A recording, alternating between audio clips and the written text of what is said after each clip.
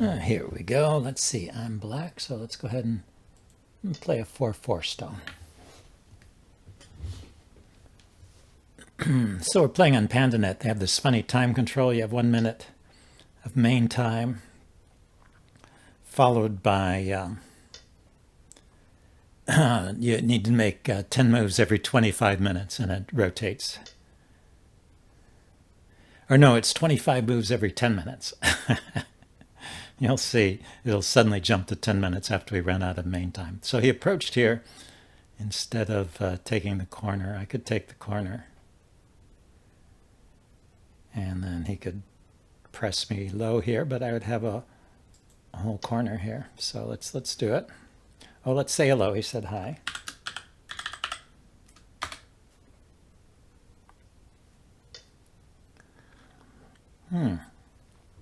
So the question is, what is this trying to do? It could go into the corner,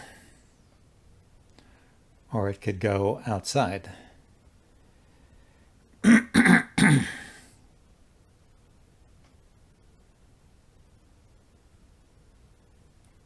See, I've got a stone on this side.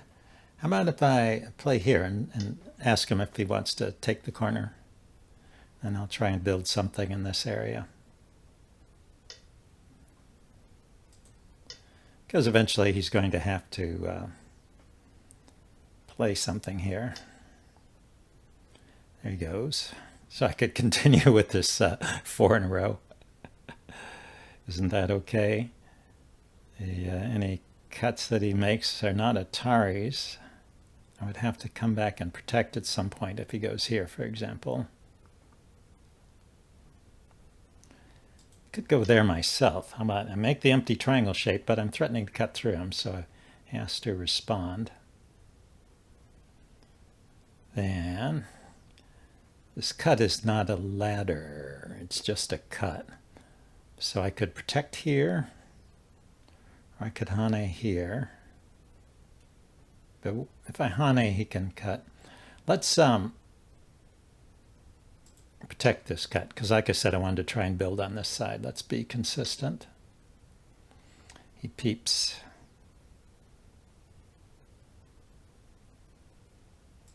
Okay, I'll connect. And you can see, yeah, I've gone through my main time, so already I'm down to 9 minutes and 22 moves. That's how you keep track of it. So it's a funny time control.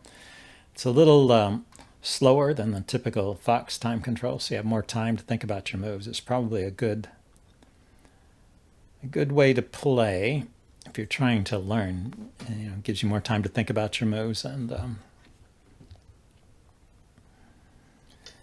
and then afterwards you should probably review it. See if you can learn from your mistakes. That's what I've been trying to do. I'm at 10Q question mark, which means I'm still in the phase of trying to establish my rank here. Okay, so he's offering me the corner. I think turning here and keeping a piece of the corner is a good idea, because it gives me a base for this group, so it doesn't get surrounded and killed. It's also out. He's not going to be able to surround me in one move. I can pincer these 2 stones to build this area. I think I will do that now. Let's see. I think I'll go high. These are low stones. Let's go high up here. I've got a solid shape here. Three space jump. Okay, so he again is playing low. Let's keep him low.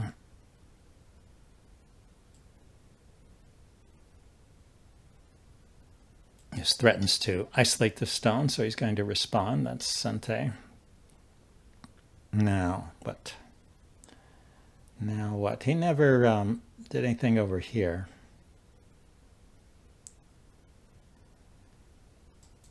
I think he may be in a bit of trouble if he tries to cut here. Let's see if he does it. No, he peeps instead. So yeah, I think I will connect here and then threaten to kill his corner. the connect I don't think is absolutely essential because this group is not surrounded, but I think it helps me in trying to attack his corner here, which seems to be asking for an attack. Oh, he played there. Okay, so that was Sente then. Let's approach over here.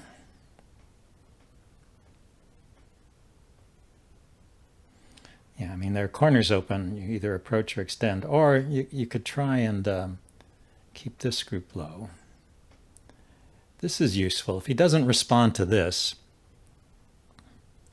then these stones will be dead. So he's got to respond, and then I can use that to keep him on the second line here. Now I have to remember this ladder goes to his stone, so I can't rely on the ladder there.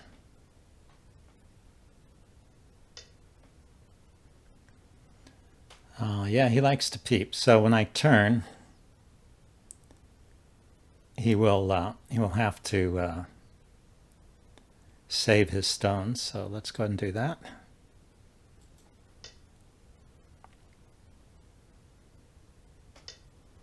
And then connect.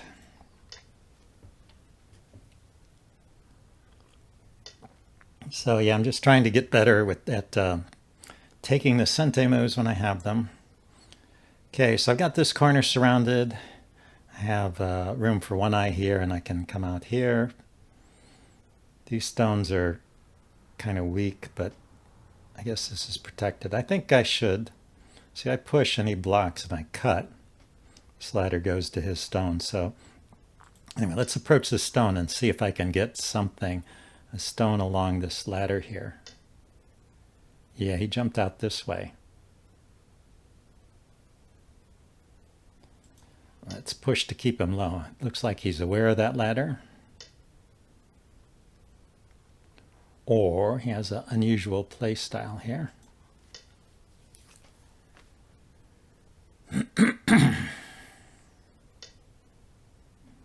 Okay, so now I own this ladder, right? Yep.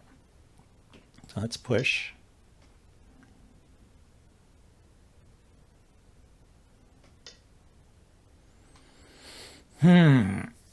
Okay, so now he's going to try something against me, it looks like.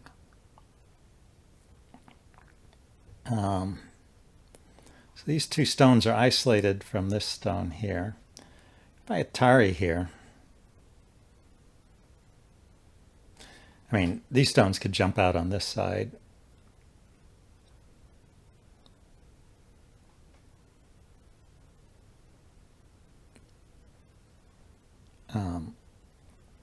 If I extend once, and he will connect. I Atari, and I cut. If I play here, he can probably capture my stone. That's probably an overplay. So let's first go in this direction, see if he will let me connect up to these stones. And then these stones can jump out on this side if they get cut off. But it looks like he might just let me connect. Let's see.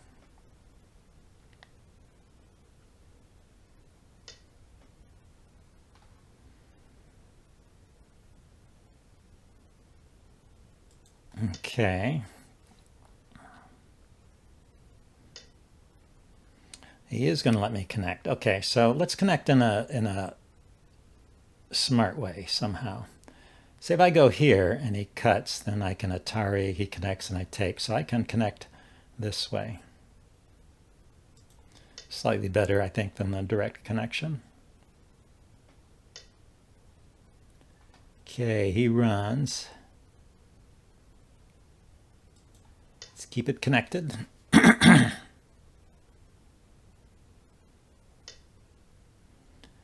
Okay, he peeps over here.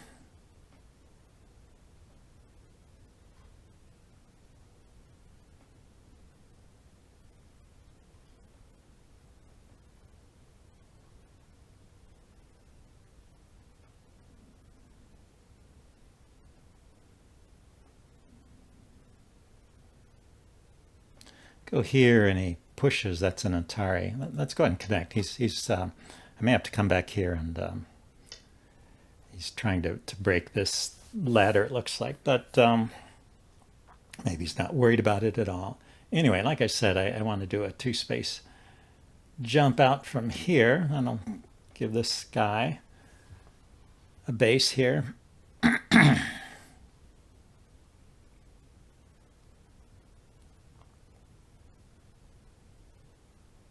Okay, let's give these stones a base too.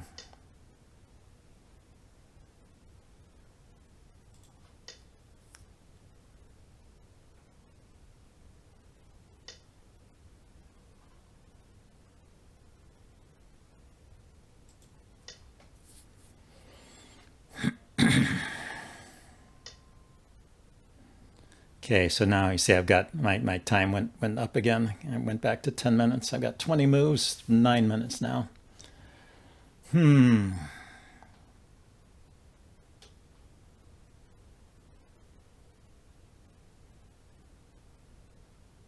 would like to push and cut here. I want to isolate some of his stones. He's got stones in little scattered groups all over the board. Some of them must be kind of weak here. Okay, so he's decided he doesn't care about this stone. And instead he's going after my stone, which I will strengthen here. I want to keep the base here and make it easier for this group to live. Gets an eye here and an eye here. Or if he connects, I connect, and I can jump out. Okay, so yes, we are taking this stone. I think that's good because it strengthens this group.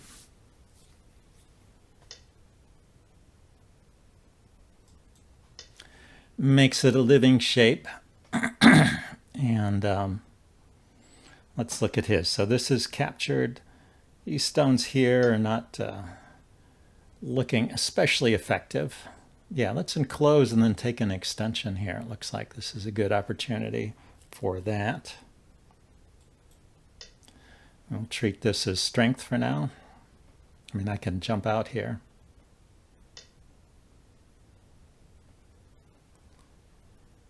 And yeah, let's take an extension and potentially undermine his stones over here. And let's see, so he did this thing again. I think this time I will take the corner.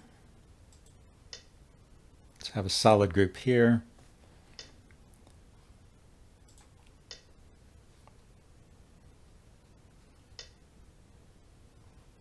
And let's see, so he's on the inside. I go here, he extends, I hane.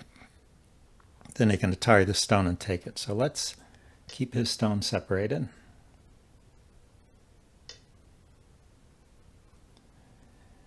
Okay, I go here, he cuts, I can take this stone. So let's go here.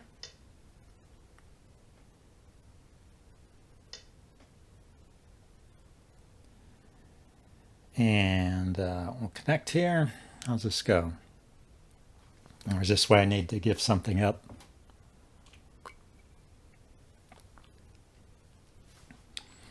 I extend to block him in.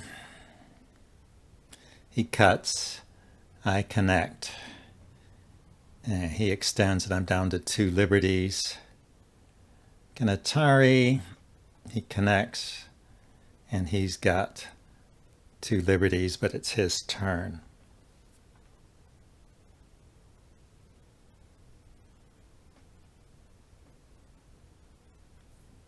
Could start with the hane.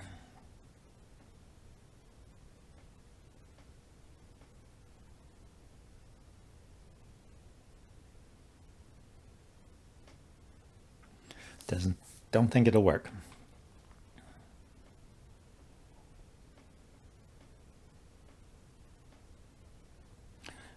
But he's sacrificing these stones, isn't he? He goes after these 2. How about we let him have those 2?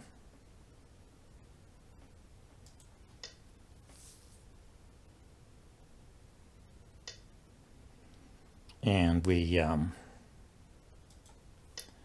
take these over here.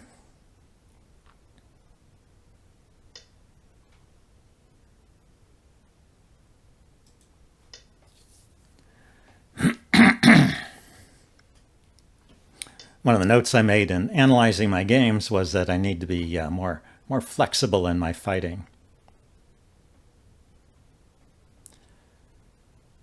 So, rather than fixing on one object, if he fights too hard over here, maybe I just change the focus of the attack. How about I just go here? Extends, I hane, cuts, I can take it.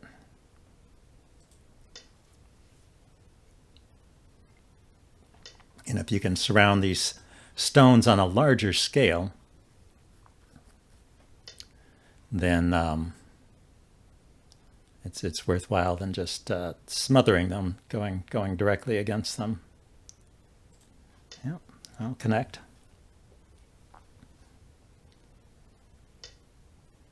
Yeah, so I believe these stones are dead. I don't see how he can make two eyes in that space.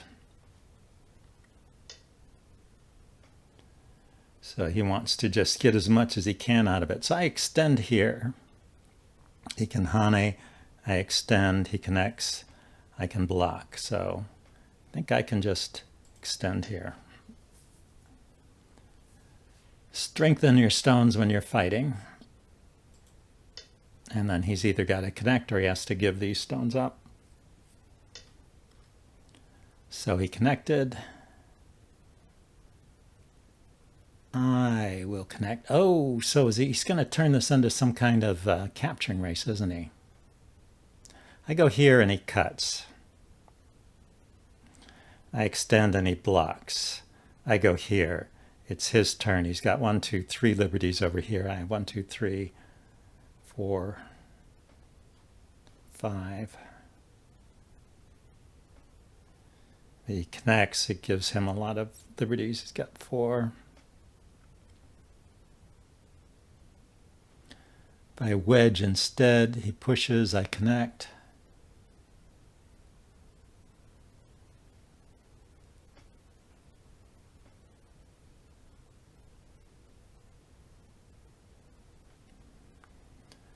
I go here, he cuts. I wedge. He pushes, I take. He's out of liberties.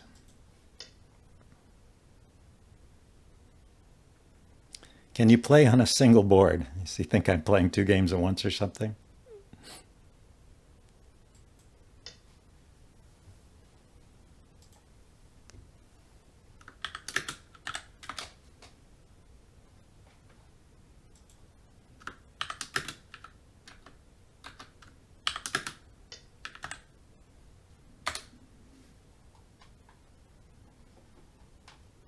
Okay, so these are dead, and which means my group is alive there. Let's see, he jumped in here. Let's capture this stone. Is that the biggest move here? I think so. The only area left uncontested is this area here. I mean, there's a big move on the side here. Extend this group.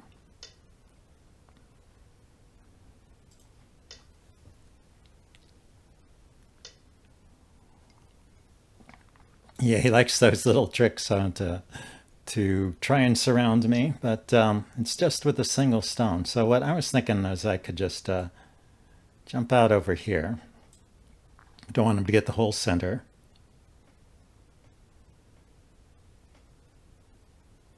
Peep here. Threaten to take this group. Come out here.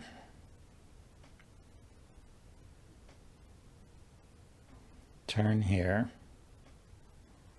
Or let's do this. This is probably Sente, right? The cut looks kind of dangerous. Get my good territory on the side. Where is his territory? I think he doesn't have a whole lot. He has a living group here. He has a few points here, and he has this corner and this corner. My territory is this, where I captured these stones. And I don't have a lot of territory either. Yeah, he's playing this in a very low territory count style.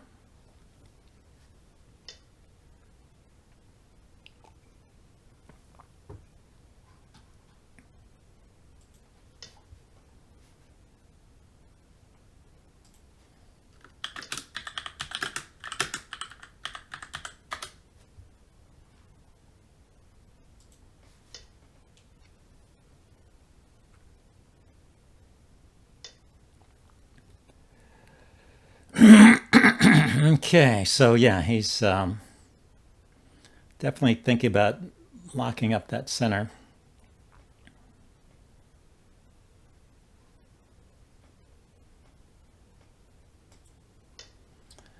Maybe I can just kind of keep him from getting into this group. So this group is alive over here.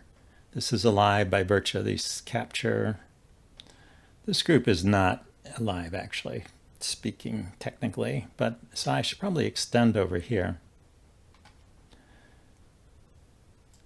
Okay, I'll accept that as a Sente move.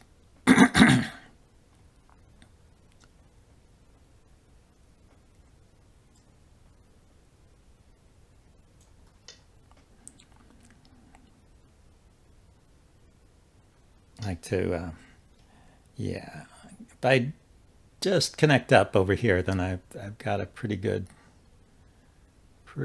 group. So, but on the other hand, I want to try and poke some holes in what he's doing here as well. Create some cutting points so that it doesn't surround the whole center here. Okay, if he cuts here, I Atari, he extends, I Atari, he connects, I Atari. Okay, so I'm connected. If he pushes in here, I connect. If he cuts, I Atari, he extends, I Atari, he connects, I Atari, and he's dead. So that's connected. This is connected.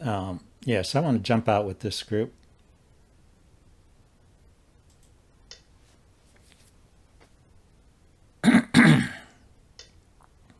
And make a table shape here.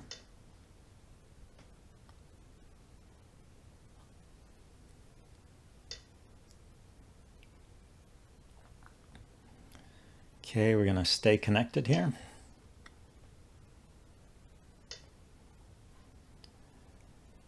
Okay. This peeping does limit my shape here.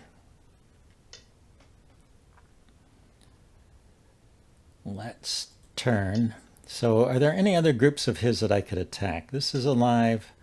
These stones, you know, could connect up if I push on them. This is alive because he can play there. If I play there, he can play over here. This group doesn't look like I can kill it. This group I wonder about, but it's not cut off.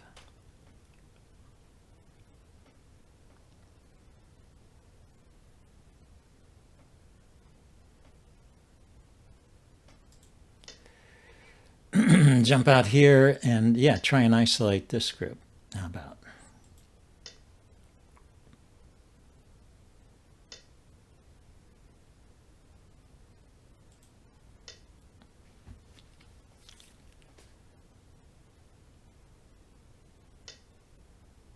So cut, the ladder goes to me, right? So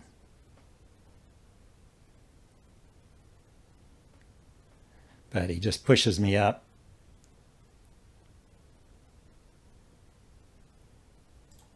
I guess I'll just peep the cut then.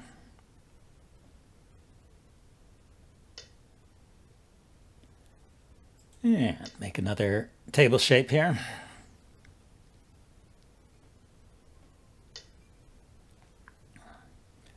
So I extend, he cuts.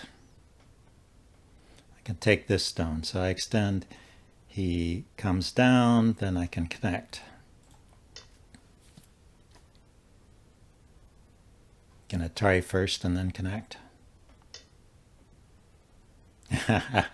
He loves that little trick. Peeping on the other side of a connection there.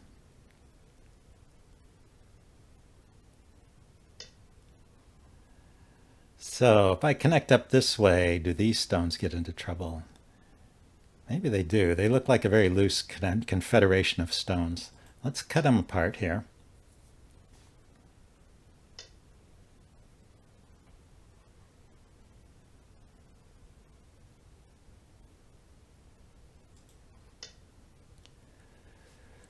Okay, well, I've got eyes in this group here. So does he have eyes?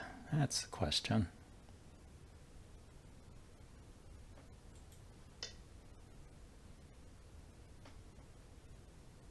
This group of stones is completely cut off from anything. And yeah, I don't see much eye shape here.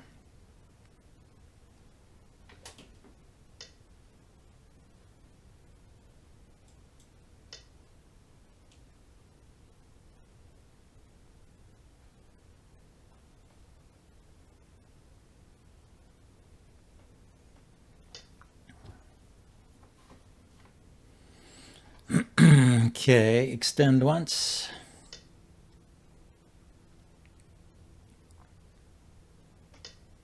Ah, I know. He can connect to this corner back here.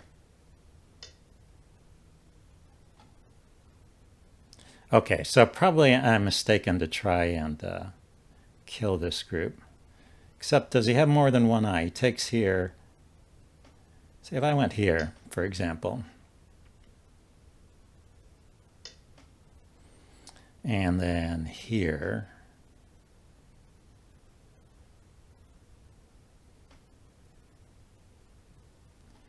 I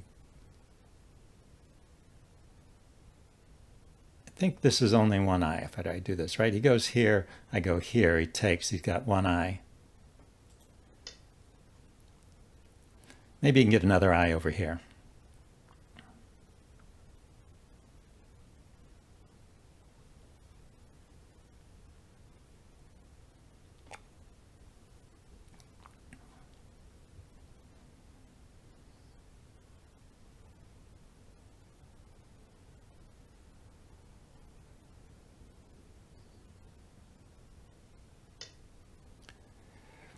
So when he goes that way, yeah, it did not do anything. So, but probably, yeah, push in here and here, and he gets his second eye in here. So I guess I should just go for endgame then. Maybe play a stone out here so he doesn't. So he doesn't get all this territory in here.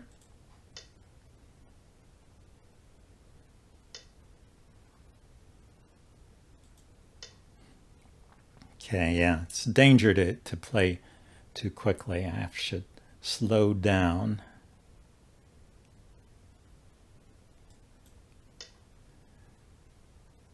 Let's see if he really wants to connect that stone out. He was doing that same trick again. It's like his favorite trick in the world. There, I just wanted to get a stone out there.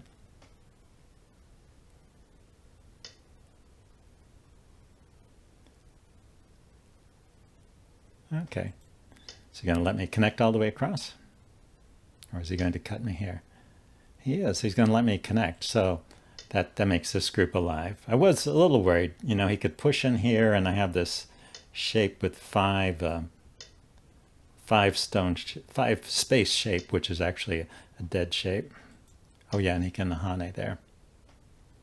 But since I've connected to a group that's alive, then it's not a problem. So let's just make sure this guy is alive. Of course, I could live by just playing here, but this gives me more territory, right?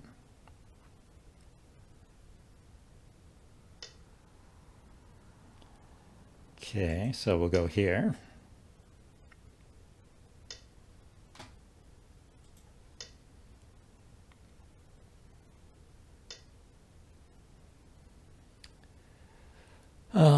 Connect.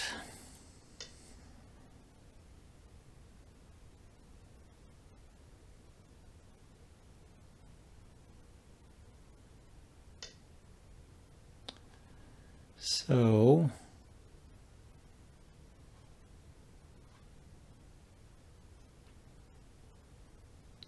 guess I want to stay connected there.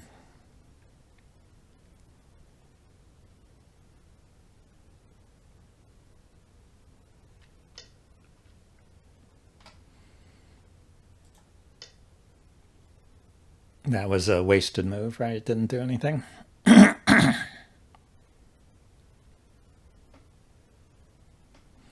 These 4 stones over here are dead, I think. Yeah, let's make sure we're connected here.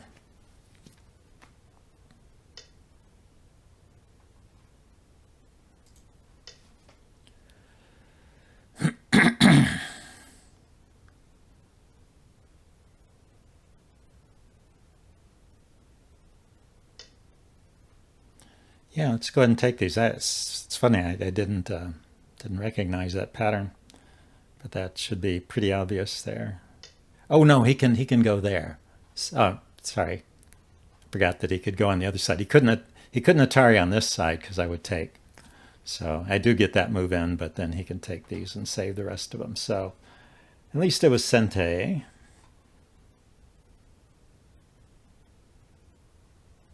Okay, are there any good cuts along here? I can go ahead and take this stone. That's not Sente. I should be looking for Sente endgame.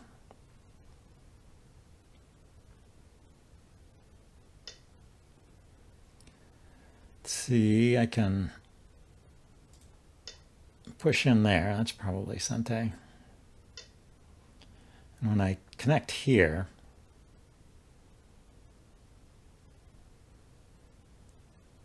and this cut is, can maybe get a double Atari in here somewhere.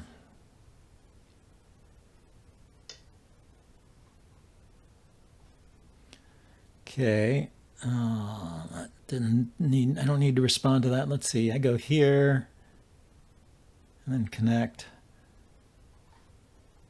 These are mine already.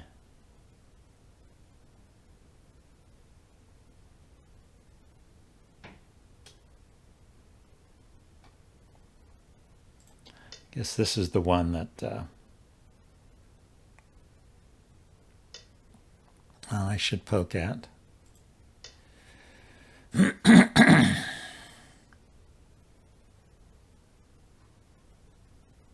I go here. Oh, he did play another move there. I was thinking I go here and he connects and I extend.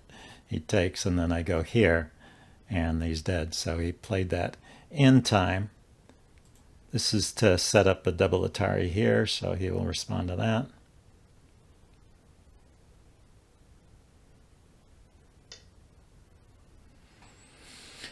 So I go here and he cuts me off. I go here, he can take this stone.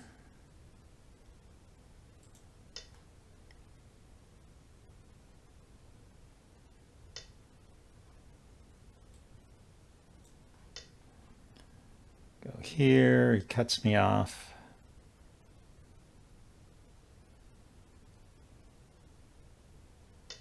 If I had this stone here, okay, where'd he go? He went there. Okay, so he saved that. Yeah, hard to find more. I guess there's a point in here somewhere.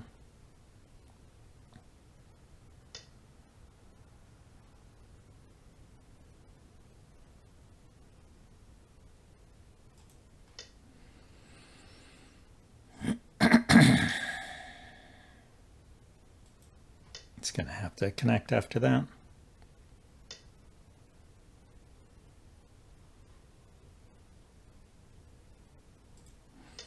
We can poke in here and there.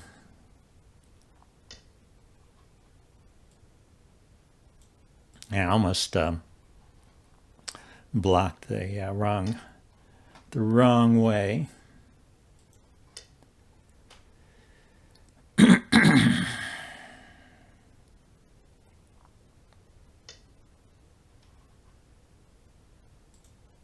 Okay, so yeah, we're just poking in here and there. Maybe there was a poke here that was worth something.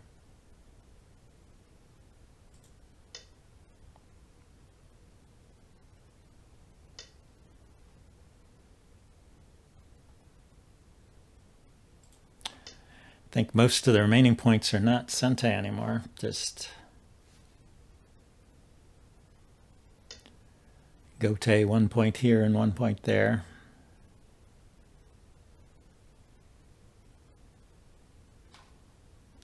Like this is Gote 1 point, right? He has to respond, but then I have to respond. So it gives him Sente back.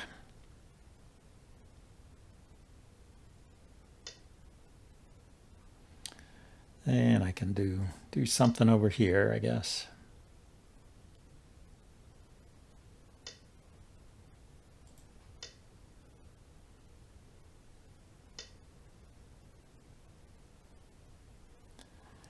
Okay, and this is another kind of gote 1 point, it looks like. I went there.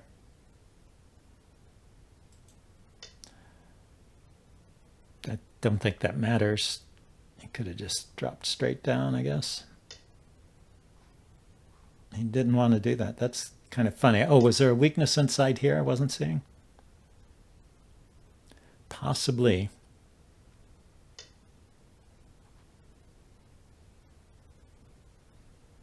Okay, that's an Atari on that group.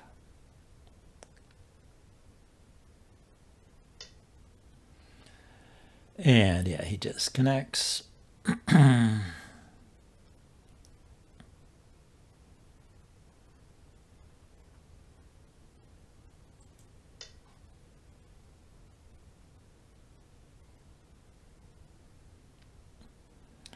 It's a 1 point gote, I guess.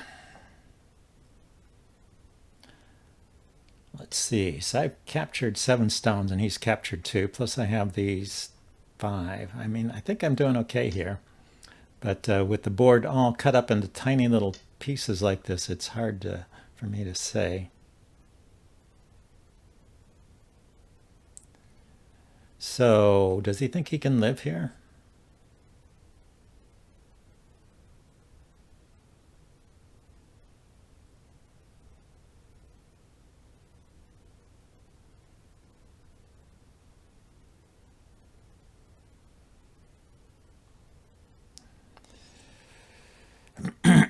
Say, even if he connects here and plays here, there's still not 2 eyes there.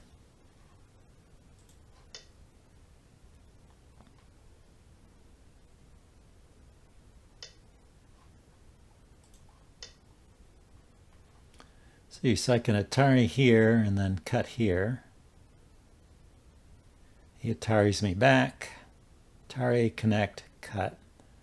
Atari, connect, take. Yeah, doesn't actually work.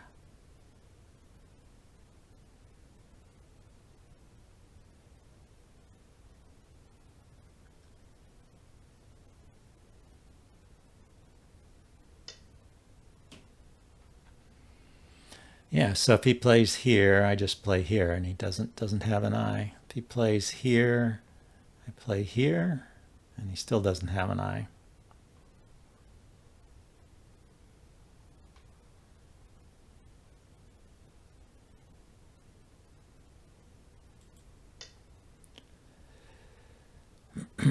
So I guess we're just closing out these final points here.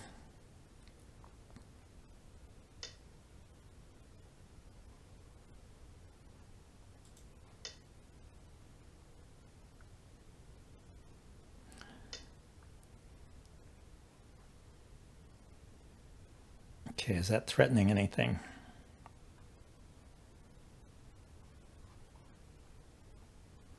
Nope. Okay. He's got to connect.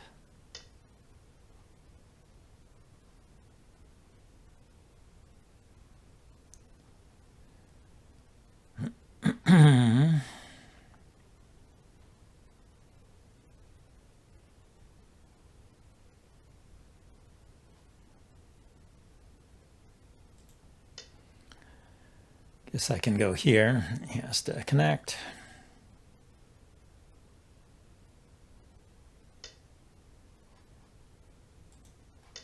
Yeah, I'll connect there.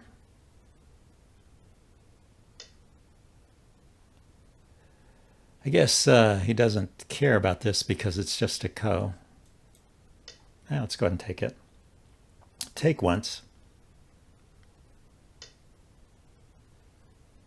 Oh, I see. He had 1 ko threat because I did have to respond to that. Yeah. Okay, let's see.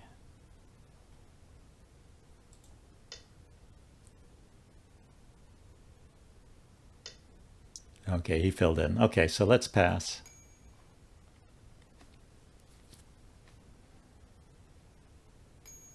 He passed. Okay, scoring the board. So these are dead. Got to make sure the score comes out correct, and then these are all my points. These blue points here are Dame. This is mine. And scoring is done. Let's click done. I won by 10 points. Okay, so that was a nice win. I wanted to take a quick look at this game in Cut Train, just point out some highlights. So you can see actually that I got into a winning position pretty early on and kept it through the rest of the game, but also that there were places where there were some serious mistakes. So let's just pull out a couple of them that I think were kind of instructive. So we go forward right here in the opening. I make my first mistake.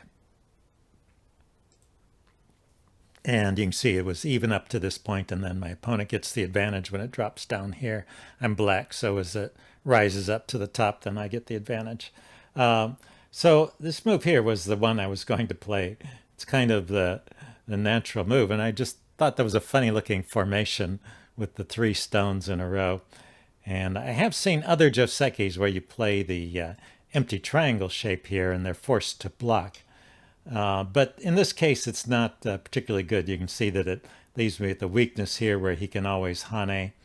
And I have a cut on this side I have to worry about. So I have 2 things I need to worry about after I provoke this response, and I can only deal with one of them. I decided to protect this cut, and he could have hane'd here and gotten a noticeable advantage. So even though this 4 stones in a row looks funny, and it does leave him some opportunities there, it's still better than what I played. So the empty triangle was bad there. Okay, but fortunately for me, my opponent made some mistakes in here too, and I managed to get a pretty good advantage. And here's one of his mistakes. It looks like he's playing. I noticed this in the corner here. Let's go back and I'll show you in the corner.